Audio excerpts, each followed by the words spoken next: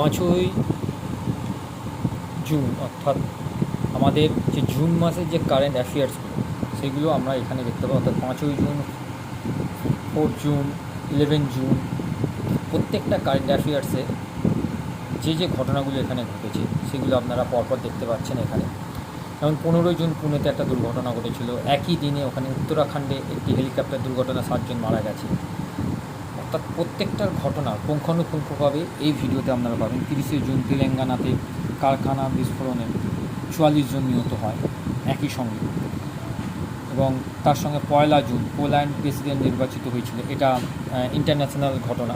যে ইন্টারন্যাশনাল ঘটনাগুলোও এখানে আমি রেখেছি, যে ইন্টারন্যাশনাল যে জিকেগুলো আমাদের বিভিন্ন রকম পরীক্ষাতে আসে। যুক্তরাষ্ট্র হিসাবে নো কিংস বিক্ষোভের 14 জুন ঘটেছিল, যেখানে আমাদের ইন্টারন্যাশনালের রেলের পরীক্ষা হোক বা সরকারি যতগুলো পরীক্ষা হোক এই ঘটনাগুলো দেয়। 16 এবং 17 জুন কান্না সার্কাসের কানাডাতে G7 নেতাদের সম্মেলন অনুষ্ঠিত হয়েছিল।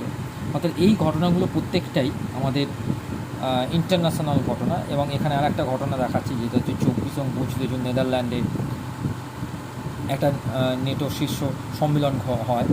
সেটা নেদারল্যান্ডস হয়েছিল 24 এবং 25 জুন, দুদিন ধরে এই ঘটনাগুলো ঘটে। আমাদেরকে মাথায় রাখতে হবে এই ঘটনাগুলোর সঙ্গে আপনারা অবশ্যই লিখে রাখবেন খাতাতে, যদি পারেন লিখে রাখতে পারেন বা ভিডিওটাকেও সেভ করে রাখতে পারেন। 22শে জুন যুক্তরাষ্ট্রে ঘটেছিল পারমাণবিক বিমা আক্রমণের স্থানে আমন্ত্রণ। 23শে জুন ইরান যুক্তরাষ্ট্রে কাতার ইরাকে ধাক্কায় সেনা অভ্যন্তরীণ ক্ষেপণাস্ত্র পাওয়া হয়। অর্থাৎ যেখানে যুদ্ধ হয়েছিল যেখানে ইরান এবং যুক্তরাষ্ট্রের সঙ্গে। 27শে জুন যুক্তরাষ্ট্র কাতারের মধ্যস্থলের মধ্যে সেখানে যুদ্ধটা হয়েছিল।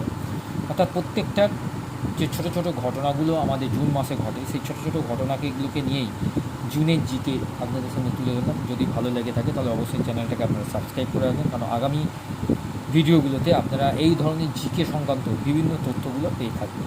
ওকে, থ্যাংক ইউ।